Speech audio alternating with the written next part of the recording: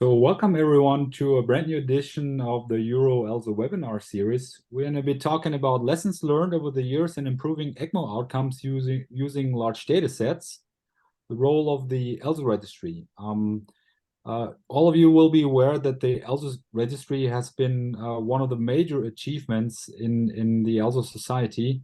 And it's a special pleasure today to welcome Marc from Texas and Tonna from Utah, who are in the leadership from the inside of ELSO, directly working with the registry for a long time and top experts in the field. And I'm very excited that in the first part of the webinar, Marc and Joe will give an introduction and a presentation on the ELSO registry, and thereafter we can have a moderated discussion. Please put in all of your questions in the Q&A section. I will moderate the discussion, and feel free to ask anything that you wanted to know about data entry, about how to retrieve data, how you can write applications for doing your own studies with the data. So once again, welcome everyone, and thank you, Marc and Joe, for being here today. And this is your stage. Thank you, Peter, and then really thank you kindly for the introduction and the invitation here to present to you your EuroELSO webinar. Let me get right into it, because in all fairness, the ELSO registry would be nothing without the people. And so I first want to introduce my scientific oversight co-chairs, Dr. Aparna Hoskote from London, UK, Dr. Ramatan Ram from Singapore, and myself here from Texas Children's Hospital in Houston, Texas. Allow me just to spend a few minutes on introducing us. I'm originally German, as you still hear from my accent, but I came here to Houston, Texas about 7-8 years ago. Before, I worked a long time in Australia, and before in Germany, actually in Munich at the German Heart Center and the Technische Universität in Munich. So when I got first in touch there with ECMO, actually back almost 20 years ago, I had no idea what I'm doing. Hopefully this has changed a little bit to today. And I became, with Aparna and Ram, the Scientific Oversight Committee Chair of the ELSO Registry 2 years ago. It was a great pleasure, and hopefully we can guide you through it, actually, what you can do in future with the ELSO Registry. And I just let Joe give him a minute to introduce himself as well. Thanks, Marc. Thanks, Peter. Hi, everyone. I'm Joe Tonna. I'm currently the chair of the ELSO registry. I'm an intensivist at the University of Utah, and I've been involved with ELSO for many years, previous roles within the scientific oversight subcommittee, which we'll be talking a lot about today, and the role that plays in reviewing and approving research data requests. And it's a real honor to take on the role of the registry chair. It's a big role, and I hope to offer today the opportunity to ask some questions and answer questions as far as, what's the best way to request the data, what can the registry be used for, how can we move forward with leveraging this incredible resource to advance science. And as Marc had suggested also, and as Peter introduced, none of this would be possible without the patients and the centers that are involved in ELSO. Without a question, ELSO is the largest data set in mechanical circulatory support in ECMO in the world. And it's only that way because we have hundreds of centers from across the world and who have coordinators, people who functionally remain nameless, who are invaluable for our mission. And it's without those people, we would not be able to do what we do. So thank you to all the people who collect and enter data and care for the patients who go into this data set. So thanks, Marc. Thanks, Peter. Thanks, Joe. So as diverse our patients are, and as diverse and wherever in the world we are actually providing ECMO support for our patients, as diverse is our scientific oversight committee. So any research request through the ELSO registry is vetted through the SOC committee. And these people, and this is the up-to-date list, is now representing your research reviewers, of proposal reviewers over the last 2 years. And they're coming from the US, from Australia, Austria, Germany, India, Pakistan, Switzerland, and I'm sure I forgot many, so I do apologize here. But they all come also from different backgrounds. So they're not only pediatric or adult trained, they also trained in intensive care, anesthesiology, hematology, neurology. So we really want to offer you, when you provide us with a research request, with the best input to get you at the end the best output of the ELSO registry. The registry itself is not only the research part, and there's a lot of other aspects which develop the registry, and Joe will speak in a minute more about this.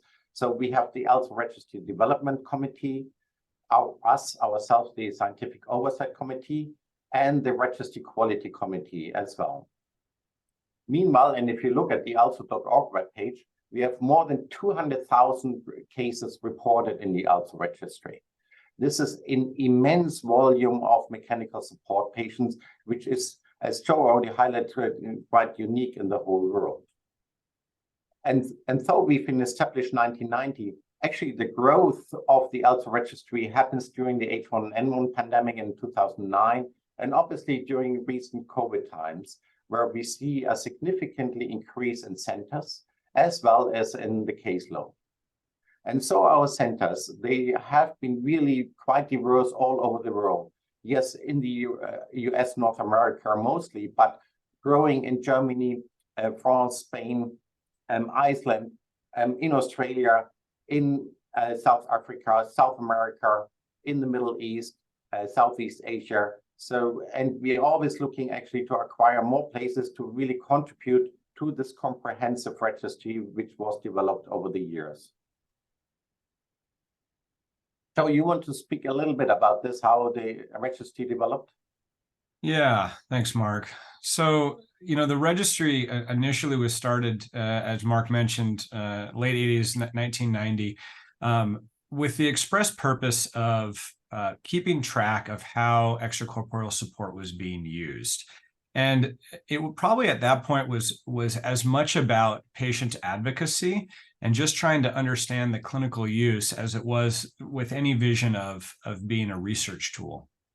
And in that vein, ELSO has continued over the last number of decades to have a number of diverse missions, which was highlighted on one of the previous slides, which include both research and quality. And so, the data elements that then are collected by the registry as the registry has iteratively grown and evolved, try and address those aspects.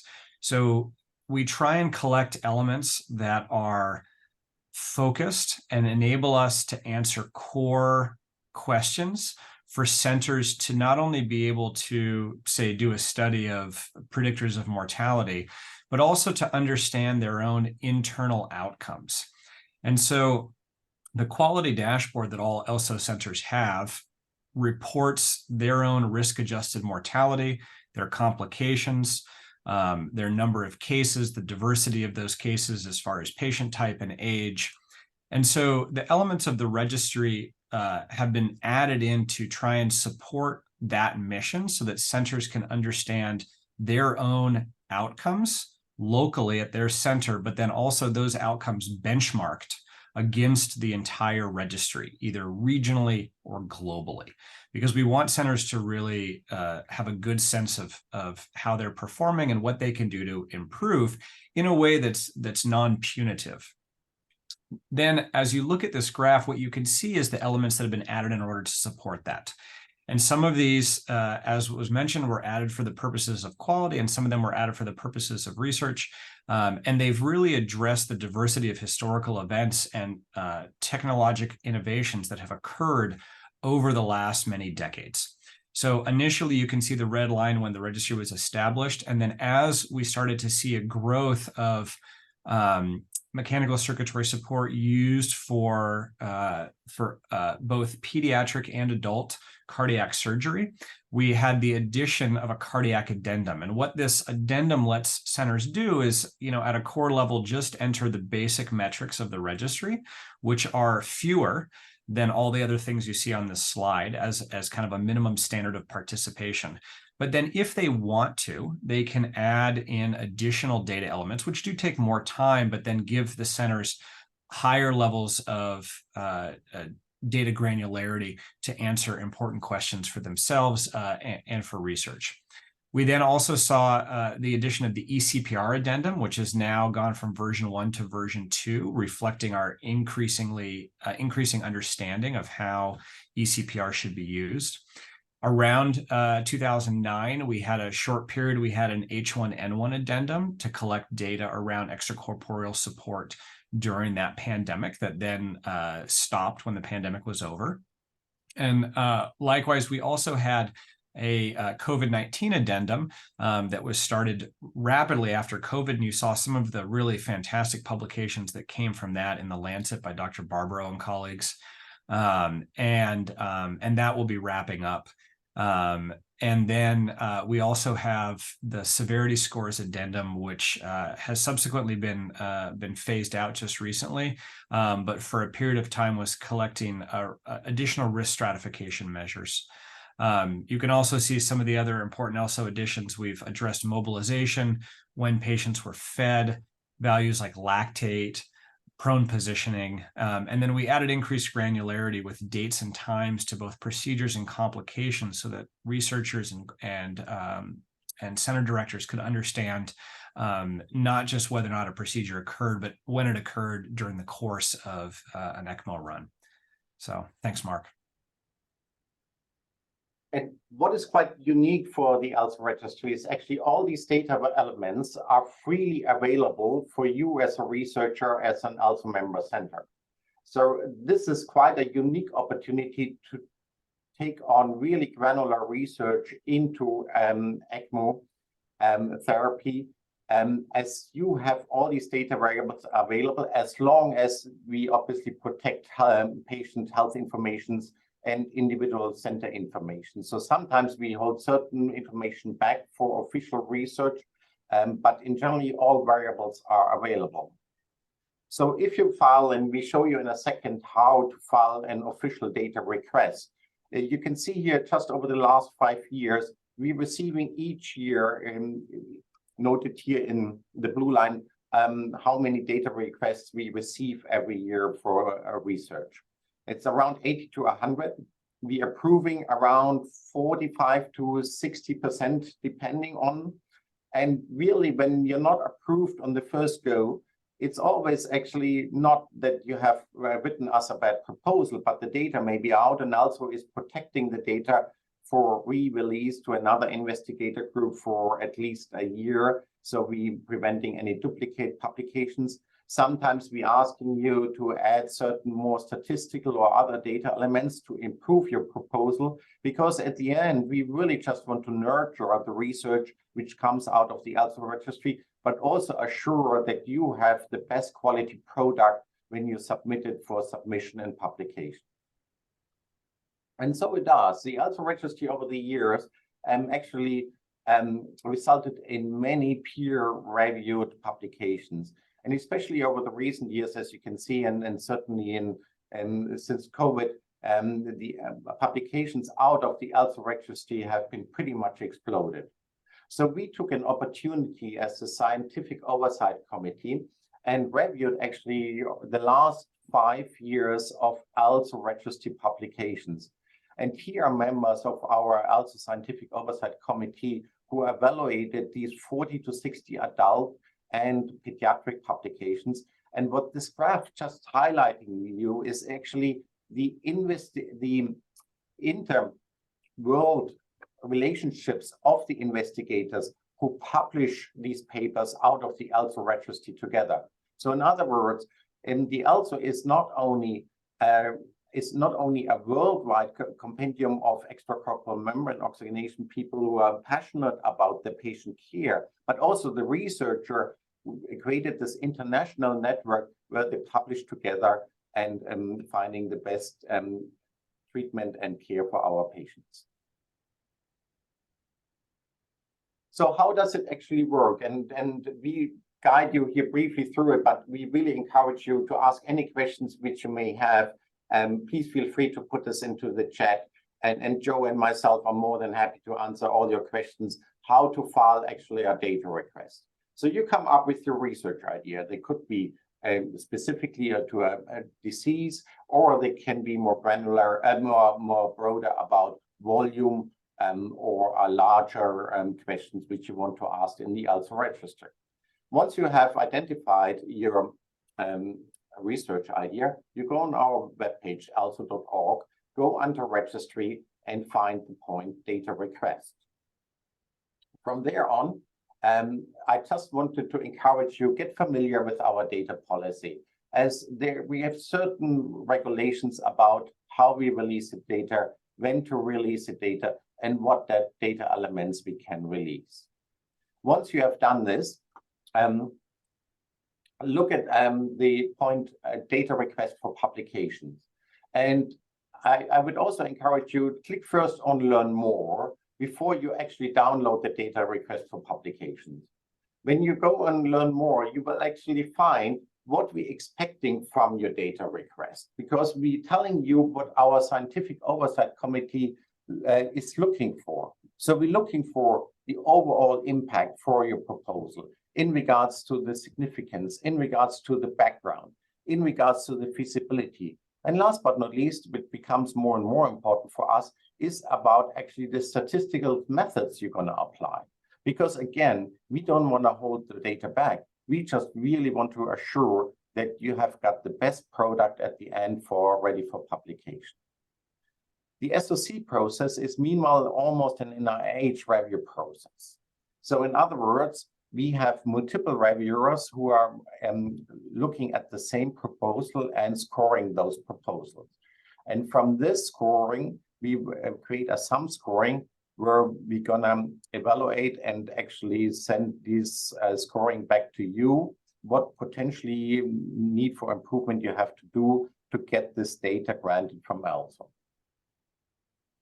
As I mentioned, so we're really looking at significance. Does this address a specific question? Is this really an important research question for the future, actually, for caring for our patients? How established are you as an investigator? And no, we're not holding you back, actually, with not getting you the data if you are a new investigator group. However, especially in the context of ELSO data, it is important to understand how big data work. And so if you're an experienced investigator, we may easier give a large amount of data than if you're a new investigator. However, ELSO Registry also offers the opportunity for every new investigators that you ask actually one of us, not necessarily to be a co-author of your proposal, but actually be here to help and support you in actually not only analyzing the data, but mostly also to clean the data and to understand the data elements ELSO Registry can provide to you. As I mentioned before, we also look always at the background and more in the statistical methods. Recently, we get more and more advanced statistical methods, which we also have then statistician on board, which evaluate your individual proposal, really just to make sure that you're doing the right thing at the end. There are certain data requests or certain research proposals which require a so-called large data set.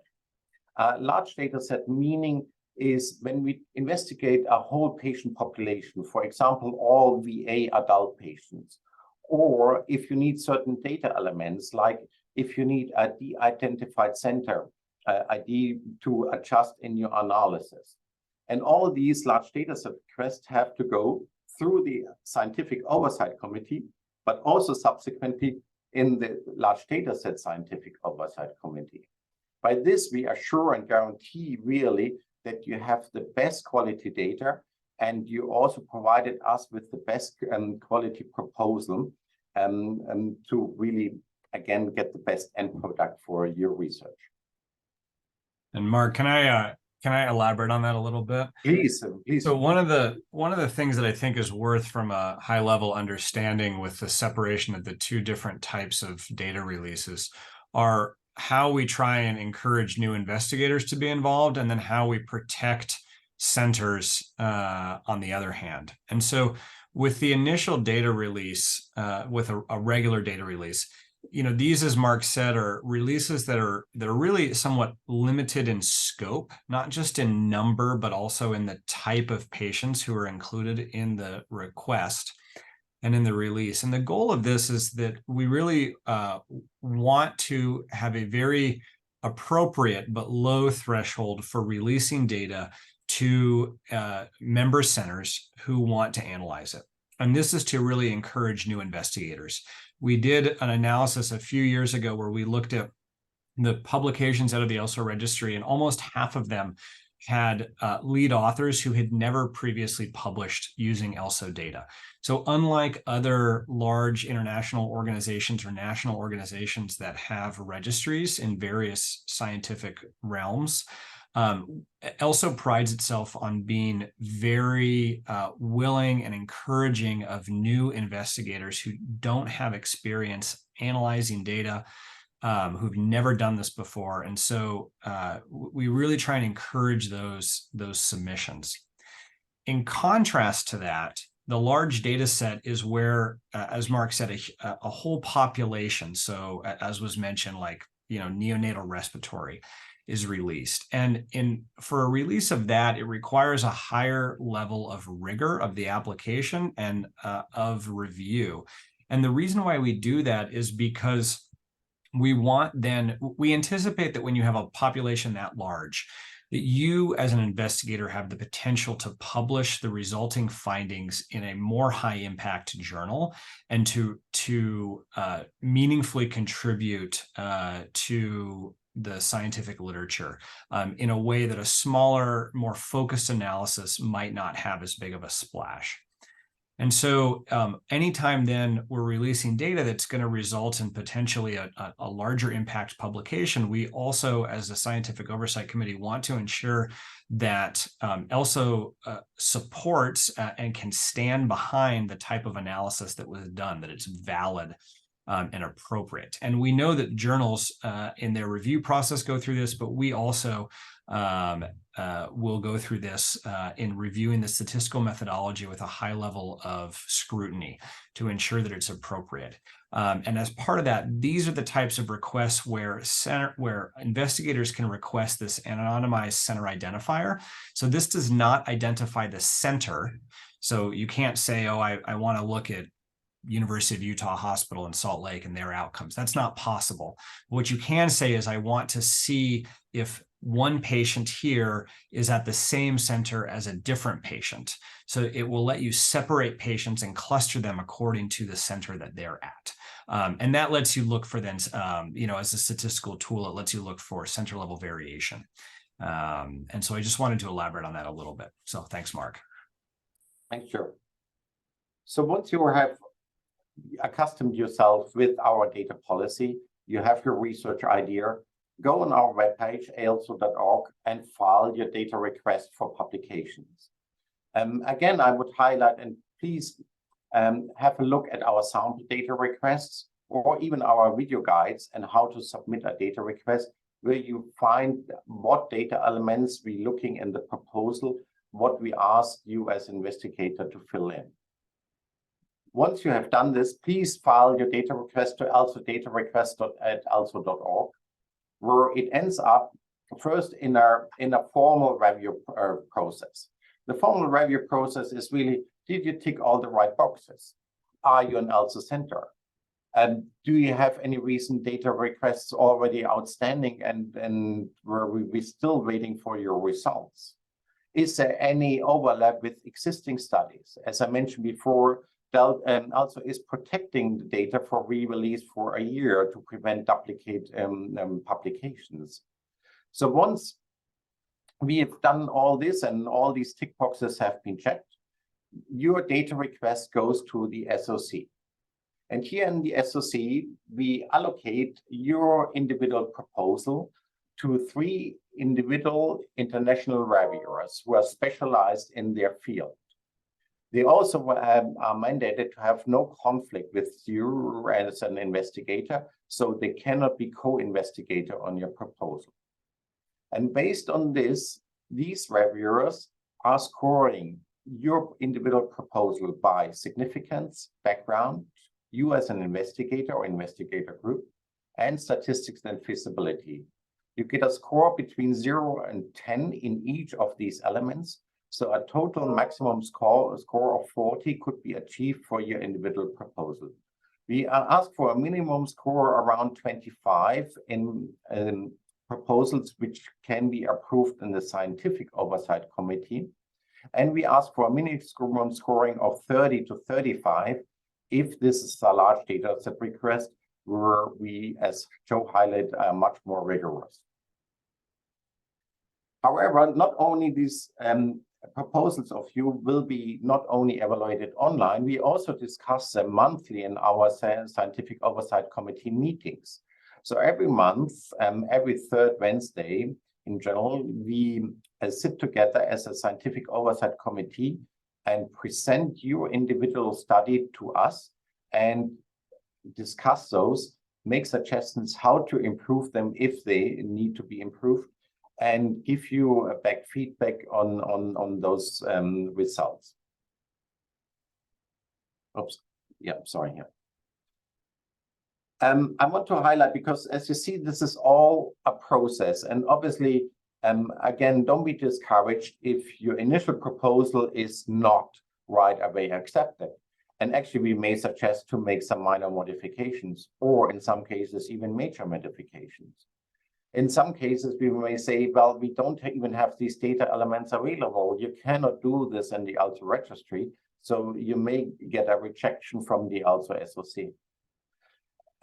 All this is possible. And again, we are there for you. Please reach out to us. We are always available via email. And we're really trying to get for you the answer as quickly as possible, so we achieve it so you can actually get ready and study the data as soon as possible. And we looked about this a few months ago. So we looked actually at how long does it take us to release data to you. And while initially we were still around 4 months, we definitely got better over the years. And in recent year, we around 60 days still, so 2 months, once you file us a data request until you have the data at hand to start analyzing. And I think that's really, really a very quick turnaround time. So in summary, the Scientific Oversight Committee process at ELSO is really diverse, where we have multiple specialties from multiple countries around the world. Is objective, as we have really minimum 3 reviewers for every individual proposal, and we still discuss them in our regular SOC meeting. And is efficient, as we do have now these monthly evaluations of your proposals, so a turnaround time of around 60 days is guaranteed. Feel free to ask any questions. Joe and I are here for you today, and if you have got more questions, please feel free to email us anytime at elsodatarequest@elso.org. And thank you very much. Marc and Joe, thank you so much for the presentation. I think it's become very clear what kind of achievement this registry really is, what massive project, how much efforts, starting with all the colleagues all over the world who do their hard work to enter the data, how they're being processed, how much brain work is there in the constant development of the data bank itself, and how the data is being released, and all the good ideas of involving people who may have never done this before, and how to improve the outputs. It's I think many people can congratulate each other for having this massive joint effort and what comes out from it. Once again, I would like to remind you, as Marc already said, to put in your own questions in the Q&A section.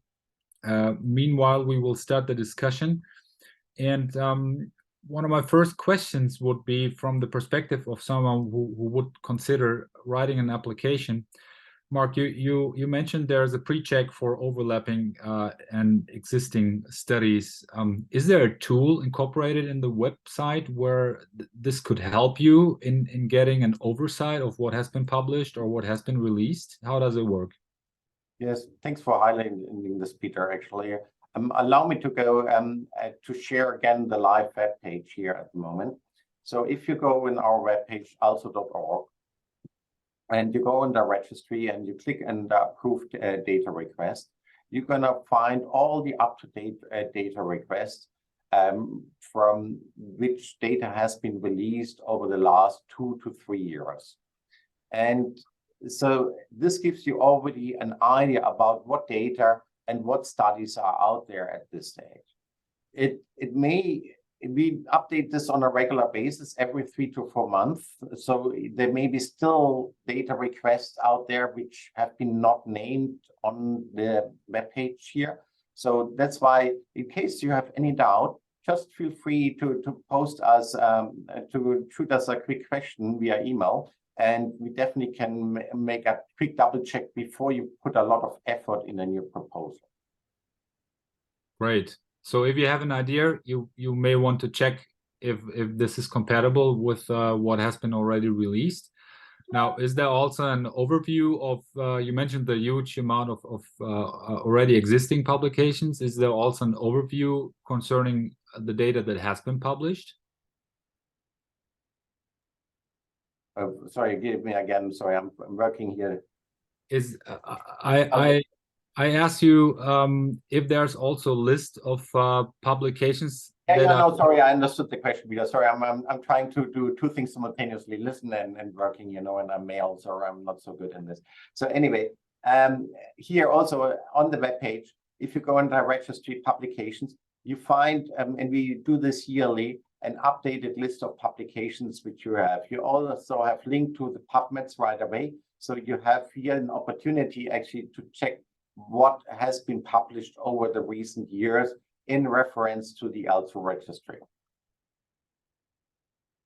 Excellent. So the message is, if you have an idea of what you would want to look like with respect to requesting data, that's a really helpful resource to support you if this is something new and this is something to bother writing an application about if you want. So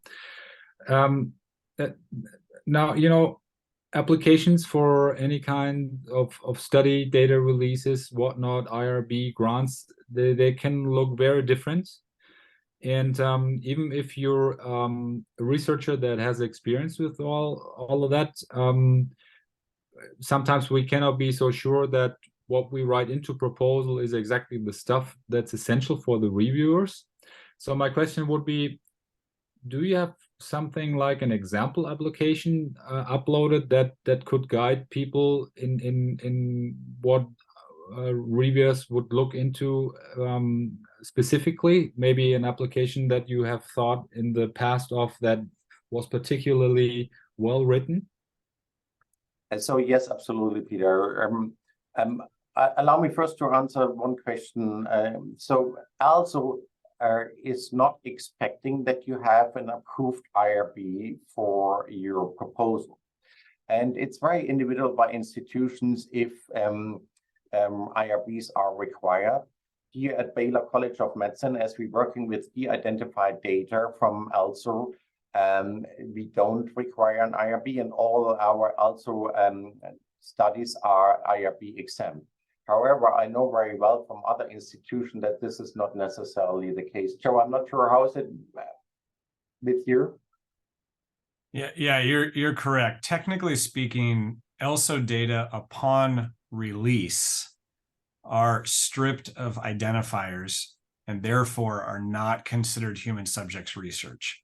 But as Marc mentioned, that's really a determination that each individual investigator who's publishing the paper should work out with their individual IRB. ELSO doesn't have a policy on this. We just let you know that, the data elements are technically stripped of identifiers. When data are uploaded, they are identifiable to a limited extent. And so that's why prior to centers submitting data, they have established legal agreements with ELSO in order to submit that data. But upon the release, it's stripped. Thanks. So, Peter, to answer your other question, and allow me to share again our live webpage here. So if you go in ELSO.org, you go in registry data request, you're gonna check on data request for publication, and you click on learn more. Once you click on learn more, you're gonna find helpful tips and tricks how to make a better proposal already.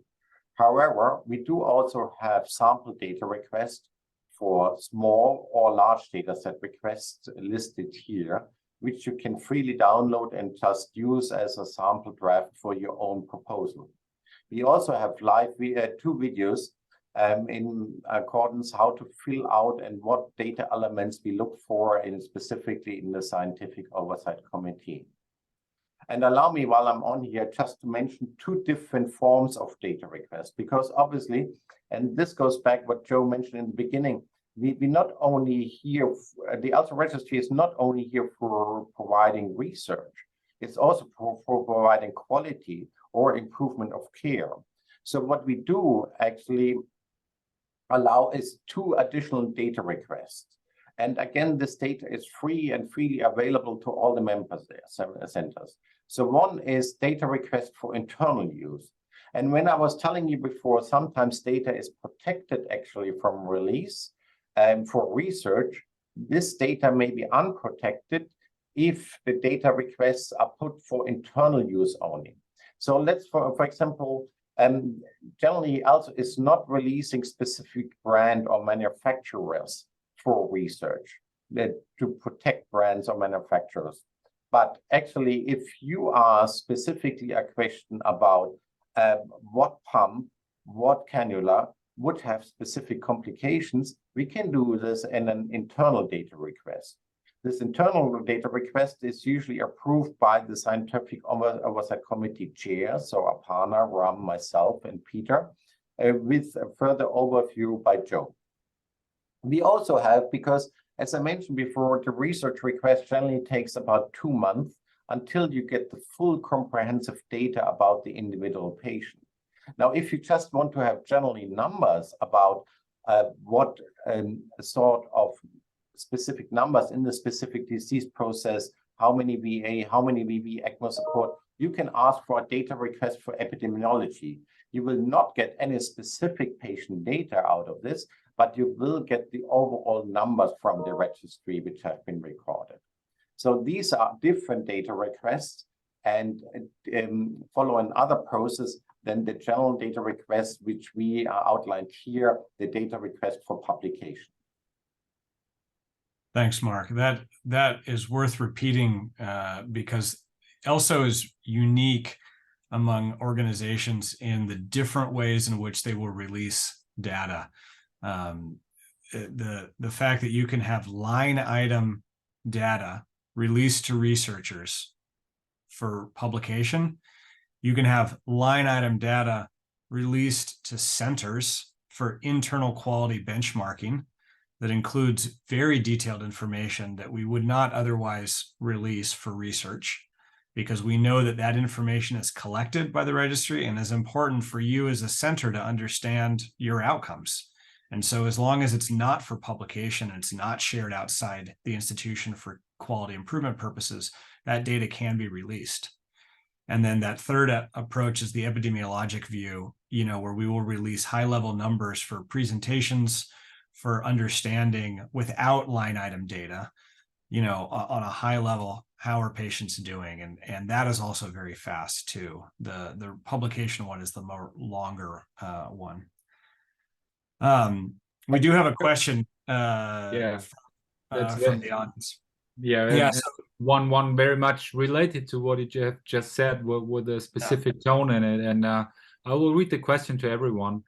It's not related to publishing research, but how can a new ECMO program use this registry data to gain support from hospital administration is it possible to compare patient outcomes between hospitals that perform similarly so that a smaller program can benchmark themselves against other small programs as opposed to large academic centers, which may generate very different data? Yeah, thanks. It's a great question. So, the quality dashboard on Arbor-Metrics allows centers to kind of look at their own outcomes. And there's a number of different ways that you can then, as a center, use that data. So you can look at your counts and outcomes and survival and types of patients that you can download anytime you want. It's your data. And so you can download it at any detail that you want. And in addition to having it collated and presented and cleaned for a view on the website. And a lot of centers will be using that data then to present to their hospital administration on here are our outcomes. Likewise, you can then look at risk adjustment of those outcomes. So if you have enough patients in your population, we will apply mortality risk adjustment tools in order to understand if your patients are much sicker than normal patients, your outcomes that might look bad are actually quite good. Or if they're already good, they're maybe even better than that because of how sick your patients are, or in contrast, how healthy they are. And so if you have enough patients, we can then risk adjust, or the program will automatically risk adjust your outcomes for that. In addition, you can then compare yourself to other centers within the ELSO registry. And there's a couple of ways you can do this, which is that you can look at overall for a given population, a given age group, what are my center's outcomes relative to the whole population. And you can drill down on that, which is your question, and be more focused on like centers. We have a way for centers to identify themselves as part of what's called a peer group. So say there's 5 hospitals that are all part of the same consortium, and they all want to look at their outcomes compared to their peers at a more granular level. So they actually see in my hospital, how are my patients doing relative to these 4 other hospitals or one other, sister hospital. You can actually have those centers elect to be in a focused peer group where you can even look with a higher level of precision at one-to-one comparison between your outcomes and other. So, and I'll finish with, we're actively trying to improve that platform in order to facilitate the types of analyses that centers want to do to understand how they're doing. And so questions like this, and if you have other questions, please email ELSO, email me, because I want to know this stuff, because we have weekly meetings to iterate how these data are viewed in the best way possible. Excellent. So you mentioned that applying for an analysis that will require a large data set review, there may be different expectations with respect to the quality of the analyses that are being performed. So if some of our participants may consider doing a large data set request, could you, I know it's all written on the homepage, it's a great research with respect to all of these applications, but could you maybe highlight some of the prerequisites that must be met in order to fulfill the criteria to get a large data set? I'm very happy to, Peter. So generally, if you're asking for a large data set, we ask for a collaboration of a minimum of 3 ELSO centers. So you cannot, as a single center, you cannot post a large data set request. Well, you can, but you will not get the data at the end. Because at the end, ELSO is what it stands for in international collaboration, not only in regards to data gathering, but also in promoting research. And I think this is really, it's beautiful, because I make research with my Australian colleagues. I make research with my South American colleagues. So it's actually not only a must to do, but it's actually also a pleasure to cooperate on different research questions. and the final product may be even better than actually getting out. So minimum 3 ELSO centers are posing a specific research question, number 1. Number 2, it's really mandatory that if you have a large data subject request, that you have a statistician named and actually identified as a statistician on board. I'm just a simple doctor. So and yes, meanwhile, I do understand a bit more complex statistics. Do I understand, meanwhile, the new scheme of AI and machine learning processes? For sure not. Yeah, that's why we have specifically dedicated people to evaluate your proposal as well. But we also ask that actually, if you have a large data set request, that you do the same scrutiny as we review your proposal, that you actually evaluate the data which you will get at the end from ELSO. These are the 2 most important prerequisites to post a large data set request. Thank you, Marc. Now, there's a question from Anikat in the chat. It reads, can ELSO help collaborate data across databases to help answer study questions? For example, collaborate data from UNOS. Thank you. Yes. Go. So, yes, there are precedent examples in the literature of database linkages and analyses that have involved linking ELSO data with other data sets to answer important questions where the data necessary are not available in only one of the data sets. For example, there has been a UNOS linkage, I believe, in the past.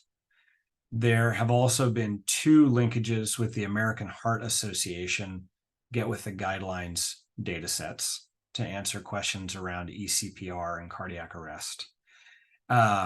And there could be linkages with other data sets that are out there too. Think of any data set that you want. The way the limitation to any linkage is thus. A proper linkage, an accurate linkage, is either done by having a positive identifier within the data set that uniquely and reliably identifies individual patients. And if that identifier is present in both data sets, you just link on that. So for instance, in the US, we have a social security number. In other countries, you have a national identifier number. And if you have that number in the data sets, you can just link on that. Unfortunately, or fortunately, ELSO does not collect identifiers at that level for security reasons. And so what they do collect are characteristics of the patients, such as age, sex, hospital, something like that. What we do to do these linkages then is something called probabilistic linkage, where you look at a set of characteristics for an individual patient that when combined make it probable that that is a unique patient that you're looking at. And you then do that same thing when you have common data elements in both data sets. So for instance, I did a linkage with the American Heart Association, and I can give that as an example. And we used age, sex, and the hospital they were located at to do the linkage. And the combination of a given person's age with a given sex and a given hospital made it likely that that was the same person. And you can add in elements to make it more likely that you have a positive linkage. But that's what we did. And needless to say, ELSO doesn't release the hospital to the investigator. So that gets done behind the scenes, then stripped of the hospital identifier and then released with kind of the merged data sets. And so we definitely have a precedent for doing this. It's very possible. How has that been perceived by reviewers of journals, this kind of method? Are you having any issues with that? Yeah, so probabilistic linkage is a very well described and validated approach to database linkage, and there's never been an issue with the validity of that linkage. Okay, so there's a very good question coming in that's leading in a way that I was going to get after next. The question reads, could you kindly advise the best way to find at least 2 other centers for collaborative research on ELSO data? Are there any WhatsApp groups or other ways of communications? Thank you. So yes, ELSO established recently WhatsApp groups, and so they are not only targeted in regards to clinical questions, they are targeted for new ECLS programs, adult respiratory coordinators, directors, procedures, and many, many more. So in all fairness, you may already find some collaborators here. However, and luckily and finally we back into live meetings, so I would encourage you to attend any of EuroELSO or ELSO meetings. And it's so easy to find collaborators when you just talk around a poster, or when you meet in the hallway and you find a friend of a friend and he introduces you to something. So this is how collaboration grows, and it's really very easy. We're all very open, we're all taking this care of the same patient. So I really don't see a big problem into this. However, again, if you want to explore the WhatsApp groups, they're also freely available on our webpage to join these individual WhatsApp groups. Great, Mark. And I understand that both of you, Mark and Joe, you will be present at the next annual ELSO conference in Seattle, September 28 to October 1st. So if you have already decided to go there and this is your field of interest, please take the chance to approach everyone who is involved with these kind of issues. And if you haven't decided yet to come to Seattle, it's about time to organize your stuff to go there. It's a beautiful time of year, and Mark and I are very approachable in person. Come say hi to us. Right. So while we still wait maybe for 1 or 2 questions to come in, I would like to go to a different space of the discussion. Now, of course, it's interesting to do all these analyses and to have all these corporations and stuff like that. But eventually it's about the patients, isn't it? So can you give an estimation or maybe even some examples how big of an impact even the registry data analyses that have been done over the last, you can say, decades have had an impact on clinical care in how far they may have been stimulating new research, interventional research, or even may have some of the data been so convincing, even though by being just quote unquote observational, that you think they really made a difference with respect to patient care. So you first. Yeah, so I can highlight, quantifying what the impact of research is sometimes can be hard. I think that probably the simplest metric is to look at the journals that the data are published in. And so some of the highlights are that, the approval of the pediatric ventricular assist device in the New England Journal of Medicine, the control arm for historical controls was ELSO data. And you have to read the methods to identify that, because it didn't identify it within the abstract of the title, but that was utilized as the control group for that device and published in the New England Journal. Likewise, what I've seen over the last 10 years is a steady increase in the impact factor of the journals that these data are published in. And that's worth mentioning, because a lot of people will say, ELSO data have been published, the questions have been answered, there's nothing left.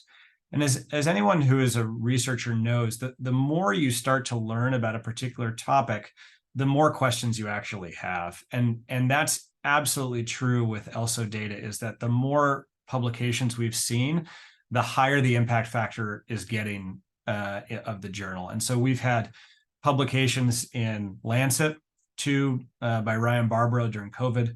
We've had publications in circulation journals, in the JACC journals, in pediatric surgery. We've had really high impact intensive care medicine, critical care medicine.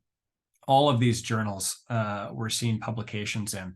And so I think that the data are impactful for that alone. Looking at whether or not the data are going to be impacting practice, I think there's two other things that I'll briefly mention, which is that right now, our industry partners are actively encouraged in the United States by the U.S. Food and Drug Administration to be using ELSO data and registry, not specifically ELSO data, but registry data, real world registry data, for the purposes of both device approval and post-approval monitoring. And so what this means is that because ELSO is a real world data set, that industry partners can actually use and are encouraged to use that data to assess the outcomes of their devices for regulatory purposes. So I would argue that that's a real world impact of how these data are being used. And then the other thing that I'll leave you with is that we know that that there are now studies that we're starting to do with the ELSO registry going forward, where we're collecting data in parallel to ELSO data prospectively to answer clinical trials and clinical questions. And the ASCEND study, which is going on right now, is doing exactly that. So additional prospective data collection linked to ELSO data as a benchmark are letting us answer clinical trial questions going forward. Excellent. Thank you for clarifying. Joe, may I just add to this? And I wanted just to highlight another aspect of the research or the impact of research. And we may argue about the utility of this and if it's good or bad. But you may decide on certain resource limitations of ECMO, which is not generally always available. Actually, to focus on those patients who have potentially the highest likelihood of survival. And not saying that I would encourage so, because I still think every patient should be individualized and actually individual care applied to everyone. But there are outcome predictors in regards to our previous, which is probably now outdated, SAFE score and RESP score.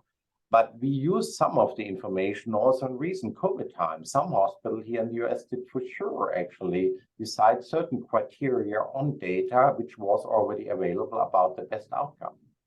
So not saying this is beneficial, but it at least gives us some guidance in regards how to utilize ECMO best and now and in future. Okay, so there's one of our participants who has raised her hand. If you want to post your question in the Q&A section, you have to be really quick because the hour is coming to an end and we're unfortunately not able to take your verbal request. I think this has been a really, really interesting, fruitful, and motivating session. I would like to thank Marc and Joe for sharing their time and expertise. And I would like to ask you if there would be, coming from the discussion, if there are still points open that you think that you need to mention or make a statement on before we close it. Email us if there's stuff that comes up. We're here for you. Right. So if that's one of the many impressions that comes out from this webinar, I think it's been a really great one. Since the question is not coming in, I think it's about time to close the session. Once again, thank you so much to our participants, to everyone who's being a part of this great project, from the clinicians to the data entry people, to all of the people in ELSO who really make this so valuable and with a high quality, and also for the people who really do the work with the publications. I'd really be happy to see you all in Seattle.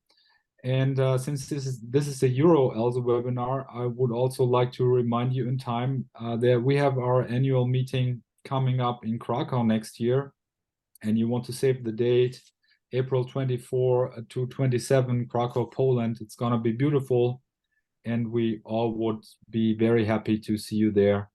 So thank you once again, and don't forget, with respect to ECMO, you're only on the safe side if your venous line is blueberry and your arterial line is cherryberry. And with this, have a great day, and I see you next time. Bye-bye. Thanks, Peter. Thank you all. See you soon.